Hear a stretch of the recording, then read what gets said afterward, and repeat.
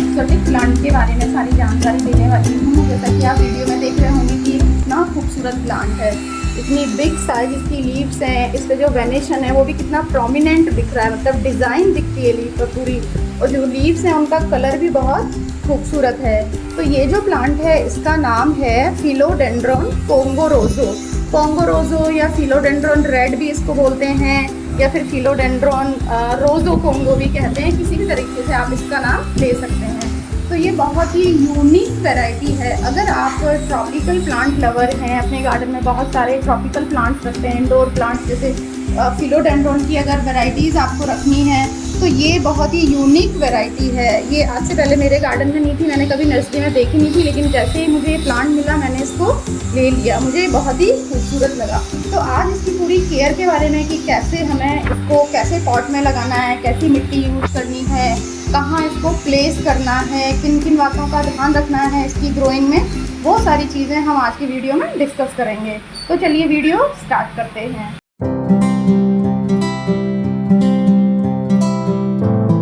सबसे पहले तो हमें जब भी हम कोई भी प्लांट ग्रो करते हैं तो उसके बारे में हमें उसका जो नेचुरल हैबिटेट रहता है उसके बारे में हमें जान लेना चाहिए कि किस तरह के इन्वायरमेंट में वो पौधा ग्रो करता है नेचुरली। यहाँ तो हम उसको ग्रो करेंगे अपने हिसाब से, लेकिन उसका नेचुरल हैबिटेट क्या है, जहाँ पर वो बिना खाद दिए बिना पानी दिए वो नेचुरली किस तरीके के इन्वायरमेंट में उगता है। तो वो अगर हमें पता रहेगा तो हम अपने पौधे को और अच्छी तरह से केयर कर पाएंगे और उसका ध्यान रख पाएंगे। तो ये जो फिलोडेंड्रॉन की वैरायटी है ये बहुत ही एक्सेप्शनली यूनिक वैरायटी है फिलोडेंड्रॉन की। तो ये जो प्लांट है वो ट्रॉपिकल रेन फॉरेस्ट का ही प्लांट है और फिलोडेंड्रॉन्स की तरह। तो जो ट्रॉपिकल रेन फॉरेस्ट रहता है उसके कुछ कैरेक्टर रहते हैं, जैसे कि एक तो इनको जो ट्रॉपिकल रेन फॉरेस्ट का जो इन्वायरमेंट रहता है वो वार्म एंड ह्यूमिड रहता है, मतलब वहाँ पे गर्माइश भी रहती है और ह्यूमिडिटी भी रहती है, आर्द्रता भी रहती है। तो इस तरीके का हमें जो इन्वायरमेंट है वो अपने पौधे को देना है। और जो सनलाइट होती है, क्योंकि ये बड़े बड़े पेड़ों की कैनोपी के नीचे ये प्लांट उगते हैं, तो इनको ऐसे छन छन कर धूप आती है, छन छन कर रोशनी आती है, मतलब डायरेक्ट सनलाइट इनको कभी नहीं मिलती है। तो इस तरह की चीज़ों का हमें ध्यान रखना है इसकी ग्रोइंग में। तो सबसे पहला आता है कि हम जब इस प्लांट को नर्सरी से लेकर आएंगे तो हम किस तरीके का पॉट इसके लिए इस्तेमाल करें। ये जो प्लांट है, मान लीजिए ये आप नर्सरी से आप लाए इसको 6 इंच के पॉट में, आप नर्सरी वाले ने आपको दिया ये, तो बहुत ज़्यादा बड़ा पॉट हमें इसके लिए नहीं यूज़ करना है कि 6 इंच के पॉट में हम लाए और हमने इसको 10-12 इंच के पॉट में लगा दिया। आप ज़्यादा से ज़्यादा 8 या 9 इंच के पॉट में इसको प्लांट कर दें। 2 से 3 इंच बड़ा पॉट इसके लिए सफिशिएंट रहता है। उसके बाद जब भी ये रूट बाउंड होगा 1 साल बाद 2 साल बाद, तब हम इसको और बड़ा पॉट, तब भी हमें सिर्फ एक साइज़ बड़ा ही पॉट उसको प्रोवाइड कराना रहता है। तो इस तरीके से पॉट का आपको ध्यान रखना है। और ड्रेनेज बहुत ज़रूरी है। अगर आप फिलोडेंड्रॉन्स ग्रो कर रहे हैं और ये वाली वैरायटी अगर ग्रो कर रहे हैं अपने गार्डन में, तो उसमें ड्रेनेज होल बहुत प्रॉपर होने चाहिए आपके पॉट में। पॉट आपका कोई भी हो, सिरेमिक हो, सीमेंट हो, प्लास्टिक हो, क्ले हो, कोई भी हो, लेकिन आपको ड्रेनेज का ध्यान रखना है। तो ड्रेनेज होल उसमें आपको एक से ज़्यादा बनाने हैं अपने, जिससे कि आप इसमें वाटरिंग करो तो जितना भी एक्सेस वाटर है वो बाहर निकल जाए। तो इस तरीके से पॉट का सिलेक्शन आपको करना है इसके लिए। दूसरी चीज़ आती है कि इसके लिए हम मिट्टी कैसी तैयार करेंगे। तो मिट्टी, क्योंकि ये ट्रॉपिकल रेन फॉरेस्ट का पौधा है, तो वहाँ पे जैसे मैंने आपको बताया कि वहाँ की जो मिट्टी रहती है, जो सॉइल रहती है, उसमें ऑर्गेनिक मैटर बहुत रहता है। क्योंकि जो भी बड़े बड़े प्लांट्स रहते हैं, जब पतझड़ का मौसम आता है या वो जो उनकी लीव्स हैं, ट्विग्स हैं, वो सारे नीचे गिरते रहते हैं और वो ही मिट्टी में मिलते रहते हैं। तो वहाँ की मिट्टी ऑर्गेनिकली बहुत रिच होती है, मतलब ह्यूमस बहुत रहता है उसमें। तो हमें घर पर ही हमारे इस पौधे के लिए इस तरह की ही ऑर्गेनिकली रिच मिट्टी तैयार करनी है, जिससे कि ये अच्छे से ग्रो करे। तो आप इसके लिए 2 तरह से सॉइल मिक्स बना सकते हैं। एक तो आप मिट्टी का यूज़ करके भी बना सकते हैं, जैसा मेरा चैनल पर एक वीडियो भी है जिसमें मैंने इंडोर प्लांट्स के लिए किस तरीके से हम पॉटिंग मिक्स तैयार करते हैं, वो उसमें मैंने पूरा डिटेल में बता रखा है, तो आप वहाँ से देख सकते हैं।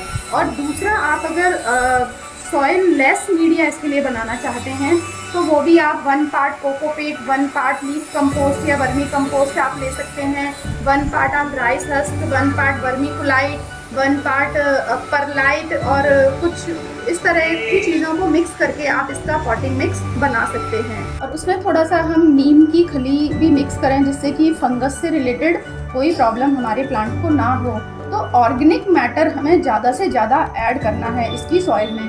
दूसरा पॉइंट है कि इसकी जो सॉइल है वो बहुत ही पोरस और एयरी और वेल ड्रेन्ड होनी चाहिए, जिससे कि हम इसमें वाटरिंग करें तो जितना भी एक्सेस वाटर है वो ड्रेनेज होल से बाहर निकल जाए। मतलब इसमें बिल्कुल भी रुका नहीं रहना चाहिए पानी, नहीं तो हमारे प्लांट को रॉटिंग की प्रॉब्लम हो जाती है। तो थोड़ा सा कुछ चारकोल के पीसेस भी आप इसमें मिक्स कर सकते हैं। मतलब आप अपने अकॉर्डिंग एक वेल ड्रेन्ड पोरस और एयरी सॉइल मिक्स इसके लिए आपको तैयार करना है। तो ये तो हो गई आपके सॉइल मिक्स की बात। अब आता है कि सबसे इम्पोर्टेंट पॉइंट इसका कि इसका लोकेशन जो बहुत ही इम्पोर्टेंट है इस पौधे के लिए, कि कहाँ हमें इसको प्लेस करना है। तो चूँकि मैंने आपको बताया कि ये ट्रॉपिकल रेन फॉरेस्ट का पौधा है, तो इसको डेपर्ड सनलाइट होती है या डिफ्यूज लाइट आप बोलिए, कि जो ऐसे छन की रोशनी जो आती है वो इसको पसंद होती है। डायरेक्ट सनलाइट में हम इसको नहीं रख सकते। डायरेक्ट सनलाइट में रखने से जो इसकी पत्तियां हैं वो स्कॉर्च हो जाती हैं, बर्न हो जाती हैं, जल जाती हैं। तो हमें इसको सीधी सनलाइट में, ऐसा नहीं कि आप अपने ऊपर जाके इसको कहीं रख दें एकदम खुले में। हाँ, सुबह की आधा पौन घंटे की डायरेक्ट लाइट ये प्लांट बर्दाश्त कर सकता है, कोई प्रॉब्लम नहीं है, लेकिन इससे ज़्यादा डायरेक्ट रोशनी में हमें इस पौधे को नहीं रखना है। आप इसको इंडोर भी रख सकते हैं, एक बहुत अच्छा इंडोर प्लांट भी है, लेकिन उसके लिए आपको ध्यान रखना होगा कि इसमें आप जहाँ भी इसको प्लेस करेंगे वहाँ रोशनी आनी चाहिए सूरज की। मतलब आप ईस्ट और वेस्ट विंडो पर इसको आराम से प्लेस कर सकते हैं, ये बहुत अच्छी तरीके से ग्रो करेगा। तो जो लोकेशन है वो अगर आप ढंग से इसको प्रोवाइड करेंगे तो ये पौधा आपके गार्डन में बहुत अच्छे से ग्रो करेगा। अब बात आती है कि इसके वाटरिंग की। तो जो वाटरिंग होती है, वाटरिंग जो एलिमेंट है वो इसके लिए मेक एंड ब्रेक एलिमेंट है। मतलब अब वाटरिंग की वजह से अगर आपका वाटरिंग का शेड्यूल सही नहीं है तो आपका पौधा मर भी सकता है। अगर आप सही से वाटरिंग करेंगे तो वो बहुत अच्छे से सर्वाइव करेगा, बहुत अच्छे से ग्रो करेगा आपके गार्डन में। तो वाटरिंग हमें, जैसे कि मैंने बताया कि वेल ड्रेन मिट्टी इसकी बनानी है। ये देखिए मेरी इसमें मैंने अभी इसको, हमारे यहाँ थोड़ी सी बारिश आई थी तो मैंने बारिश में इसको रख दिया था। तो आप देख रहे होंगे कि इसकी पत्तियों पर कितना बारिश का पानी यहाँ पर लगा हुआ है। ये देखिए, क्योंकि ये रेन फॉरेस्ट की प्लांट है तो मैं जितने भी मेरे पास फिलोडेंड्रॉन्स हैं उनको मैं कई बार जब भी बारिश आती है तो ओपन में रख देती हूँ, तो वो अच्छे से बारिश को एंजॉय करते हैं। तो मैंने इसको भी रखा था। तो देखिए इस पर पानी हो रहा है, तो बारिश में ये रहा, लेकिन देखिए इसकी मिट्टी देखिए आप, बिल्कुल भी ऐसी भुरभुरी मिट्टी है, बिल्कुल भी चिपक नहीं रही, जबकि इसमें मॉइस्चर है मिट्टी में। ये देखिए, तो इसी तरीके की मिट्टी भी आपको इसकी बनानी है। तो वाटरिंग जब हम करेंगे तो हमें ध्यान रखना है कि वैसे तो जो वाटरिंग होती है वो आपके एरिया का जो क्लाइमेट है, जो वेदर है, उस पर भी डिपेंड करती है। प्लस आपने अपने प्लांट को कहाँ रख रखा है, इंडोर रख रखा है, आउटडोर रख रखा है, उस पर भी डिपेंड करता है। लेकिन हम सबसे जो सिंपल जो एक थंब रूल होता है वो इसके लिए ये अपना सकते हैं कि हम इसकी मिट्टी को चेक करें वाटरिंग से पहले।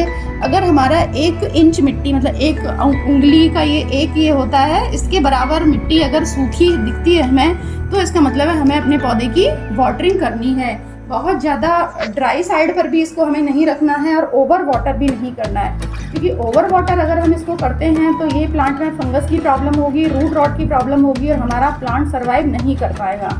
और अंडर वाटर भी करेंगे तो इसकी पत्तियां ड्रूप हो जाएंगी और हमारा अगर ज़्यादा लंबा स्पेल अगर ड्राई ये रहेगा तो हमारा प्लांट ख़त्म भी हो सकता है। लेकिन एक चीज़ मैं सजेस्ट करूँगी कि आप अपने प्लांट को अंडर वाटर कर सकते हैं कभी, मान लीजिए, लेकिन ओवर वाटर कभी नहीं करना चाहिए, क्योंकि अंडर वाटर प्लांट एक बार को सर्वाइव कर जाएगा, लेकिन ओवर वाटर प्लांट को मतलब बचाना बहुत मुश्किल हो जाता है। तो आप पानी का ध्यान रखें, पानी बहुत संभल के अपने पौधे को दें कि जब उसकी मिट्टी 1 इंच सूखी है, 1 से 1.5 इंच, तभी उसको वाटरिंग करना, मतलब 2 वाटरिंग के बीच में थोड़ा सा ड्राई होना चाहिए। तो इस तरीके से आपको वाटरिंग का ध्यान रखना है इसकी। अब इसकी बात आती है कि फर्टिलाइज़र हमें किस तरीके से देना है। तो ये जो फिलोडेंड्रॉन कोंगो रोजो है, इसको हमें कभी भी केमिकल फर्टिलाइज़र नहीं देना है, क्योंकि इसका नेचुरल हैबिटेट जो है वहाँ पर ये ऑर्गेनिक मैटर में ही ग्रो करता है। वहाँ पे बहुत फुल ऑफ ऑर्गेनिक मैटर, क्योंकि ह्यूमस रहता है सॉइल में, बहुत सारा ऑर्गेनिक चीज़ें रहती हैं। तो हमें अपने यहाँ पर भी इसको वैसा ही चीज़ें प्रोवाइड करनी है। तो हम इसको सिर्फ जब भी फर्टिलाइज़ करेंगे, मंथली आप फर्टिलाइज़ कर सकते हैं, तो ऑर्गेनिक फर्टिलाइज़र ही इसको देंगे। आप लीफ कंपोस्ट दे सकते हैं, 1-2 मुट्ठी आप वर्मी कंपोस्ट दे सकते हैं, और या फिर आप अपने प्लांट के लिए अगर लिक्विड फर्टिलाइज़र बना रहे हैं ऑर्गेनिक, तो वो भी इसको आप मंथली बेसिस पर दे सकते हैं।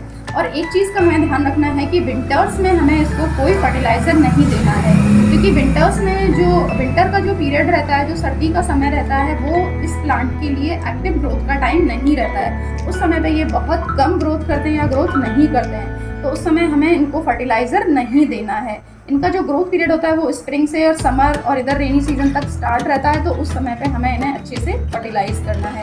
और वाटरिंग में भी हमें ध्यान रखना है कि विंटर में इसकी वाटरिंग भी हमें बहुत कम करनी है। हो सकता है आपको वीक में एक ही दिन करनी पड़े या 15 दिन में एक ही बार पानी देना पड़े, तो इस तरीके से विंटर में इसकी वाटरिंग कम कर देनी है। और पॉइंट इसकी केयर में आता है वो ये है कि ह्यूमिडिटी इस प्लांट को बहुत पसंद होती है, तो हमें जो इसके लिए, जैसे गर्मी का मौसम है उस समय पे आप इसकी, जैसे बरसातों का मौसम में तो ह्यूमिड रहता है अपने यहाँ पे भी इन्वायरमेंट, लेकिन गर्मियों में बहुत प्रॉब्लम आती है उस समय पर ड्राई एयर, मतलब सूखी हवाएं चलती हैं, लू चलती हैं, तो उस समय पे हमें इस प्लांट का थोड़ा सा ध्यान रखना पड़ेगा। तो उसके लिए हम जो पेबल ट्रे रहती है वो मैं बाद में आपको उसका वीडियो सेपरेट बनाऊंगी तो उसके बारे में बताऊंगी, तो उसका भी यूज़ कर सकते हैं। और जैसे हम इसकी मिक्सिंग कर सकते हैं, तो मिक्सिंग से क्या होगा कि जो टेम्परेली जो हमारा प्लांट है उसको थोड़ा सा ह्यूमिडिटी फील होगा, जो इन्वायरमेंट है उसका थोड़ा सा ह्यूमिड हो जाएगा, तो इस तरीके से इसकी मिक्सिंग कर सकते हैं। और एक और चीज़ हम कर सकते हैं कि इसको जब भी हम प्लेस करें तो ग्रुप ऑफ प्लांट के बीच में प्लेस करें। जैसे आप देख रहे होंगे सामने मेरे ये इतने सारे प्लांट रखे हुए हैं, इनके बीच में मैंने इसको रख रखा था। तो जब इतने सारे प्लांट्स के बीच में हमारा प्लांट रहता है, तो जो वहाँ का माइक्रो क्लाइमेट रहता है आसपास का, वो थोड़ा सा डिफरेंट रहता है, वो थोड़ा सा ह्यूमिड रहता है, तो सही रहता है। एकदम ऐसे अकेले इस प्लांट को नहीं रखेंगे तो ज़्यादा अच्छा रहेगा। और इसकी जो लीव्स हैं उसकी क्लीनिंग भी हमें करनी चाहिए। जैसे आपने मिस्टिंग कर दी थोड़ी सी, तो उसके बाद हमें इसकी लीव्स को ऐसे कॉटन क्लॉथ से इस तरीके से साफ़ कर देना, इस तरीके से ऐसे, ये ऐसे, तो हमारे जो प्लांट है उसके ऊपर कोई डर्ट होगी या कोई इंसेक्ट पेस्ट होगा वो भी हट जाएगा, तो हमारा प्लांट अच्छे से फोटोसिंथेसिस कर पाएगा, अच्छा फूड बनाएगा, तो इसकी ग्रोथ भी अच्छी होगी। और दूसरा एक चीज़ मैं इसके बारे में बताऊँ कि ये जो प्लांट है इसका नाम रोज़ो, कोंगो रोज़ो क्यों पड़ा, तो वो उसका एक रीज़न है कि ये इसकी जो लीफ होती है, ये जब न्यू लीफ आती है, देखो मैं आपको थोड़ा सा क्लिपिंग दिखाऊंगी, मैंने इसकी क्लिपिंग्स बनाई थी, तो जब एकदम न्यू रहती है लीफ तो एकदम रोजी कलर की रहती है, जैसे आपको ये दिख रहा होगा, ये बिल्कुल रेड, रोजी रेड रहती है, मतलब रोजी टाइप की रहती है। फिर जब धीरे धीरे ये अनफॉल होने लगती है, लीफ खुलने लगती है, उसके बाद जब मैच्योर हो जाती है तो ये इस तरह की बरगंडी और ग्रीन कलर की हो जाती है, तो ये बहुत ही खूबसूरत लगता है देखने में ये पौधा। और अब बात करें तो इसकी प्रॉब्लम्स की, तो प्रॉब्लम्स कोई बहुत ज़्यादा इसमें नहीं आती है, और रूट रॉट की प्रॉब्लम इसमें बहुत सीवियर होती है, फंगस की प्रॉब्लम, तो उसके लिए आप वाटरिंग का ध्यान रखें और कभी कभी फंजीसाइड का एप्लीकेशन इसकी मिट्टी में और स्प्रे कर दें, तो ये पौधा आपके गार्डन में अच्छे से ग्रो करता रहेगा। और जो ये फिलोडेंड्रन कॉन्गो रोज़ो है, इसका एक यूनिक कैरेक्टर ये होता है कि ये क्लाइंबिंग एंड वाइनिंग टाइप नहीं होता। जैसे और फिलोडेंड्रन आपने देखे होंगे कि ब्रोकन हार्ट और ये क्या कहते हैं ग्रासिल, हार्ट शेप्ड, बहुत सारे जो रहते हैं वो वाइन रूप में रहते हैं, मतलब उनको सपोर्ट चाहिए होता है ग्रो करने के, लेकिन ये ऐसा रोजेट फॉर्म में ग्रो करता है, लैटरली ग्रो करता है, हॉरिजॉन्टली, मतलब साइड से इसका नए नए प्लांट निकलेंगे, ये ऐसे वाइन नहीं इसकी बनती है, तो इसको आपको किसी भी सपोर्ट देने की ज़रूरत नहीं होती, क्योंकि इसकी देखिए लीफ जो रहती है, इसका जो स्टॉक रहता है इसका, ये इतना स्ट्रॉन्ग रहता है कि ये अपनी लीफ को आसानी से ऐसे स्ट्रेट खड़ा रख सकता है। तो friends, I think so it's a very good और unique plant to add to your plant collection, मतलब आपके प्लांट कलेक्शन के लिए ये बहुत ही अच्छी चॉइस है। अगर आपको कहीं ये मिलता है ये प्लांट, तो आप ज़रूर अपने गार्डन में इसको ऐड करें। ये आपके जो गार्डन है उसको एक क्लासी और एग्जोटिक लुक देगा, क्योंकि ये एग्जोटिक प्लांट है। तो फ्रेंड्स, आई होप आपको ये मेरा वीडियो अच्छा लगा होगा, और इसी तरीके से आप ये फिलोडेंड्रन कॉन्गो रोज़ो का प्लांट अपने गार्डन में ग्रो करेंगे और इसी तरीके से उसकी केयर करेंगे, तो ये बहुत अच्छे से ग्रो होगा।